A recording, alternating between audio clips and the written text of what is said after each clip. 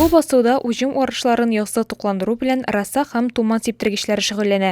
Мондый техника бер көнгә 150 гектар мәйданны эшкәртә. Ашламаны тракторларга кайтаралар. Анкадор төягече ярдәмендә аларны туман бункерына салалар. Шундый 900 килограмм авырлыктагы бер капчык 6 гектарга җитә. Ашлама тутырып техника яңадан эшкә керешә. Бу хуҗалыкта шәле һәм чыты бүлекчәләре бар. Шулай итеп, басуларда параллель рәвештә 2 бригада эшли.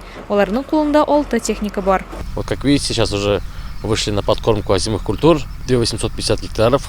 В день по 600 гектаров делают. Работают 4, получается 2 тумана, 2 росы, то есть 4 разбрасывателя. Һава шартлары аркасында быел кырга гадәттәгедән соңрак чыктылар ди хуҗалык идарәчесе. Эшләр кыска вакыт эчендә тәмамланырга тиеш. Поля уже подсохли, бурновать начнем, культивация пойдет, уже посев начнет. Так что сейчас вот именно вот этот год пришел такой, потому что резко потеплело, резко, получается, все высохло, и сейчас вот дожди были, плюс это все вот приводит к тому, что мы сейчас, получается, все упремся, ну мы справимся. Шуңа күрә биредә эшкә иртә керештеләр.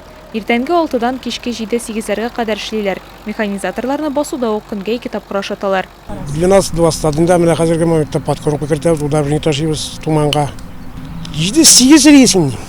Ясы Урак районының барлык хуҗалыкларында диярлек старт алды.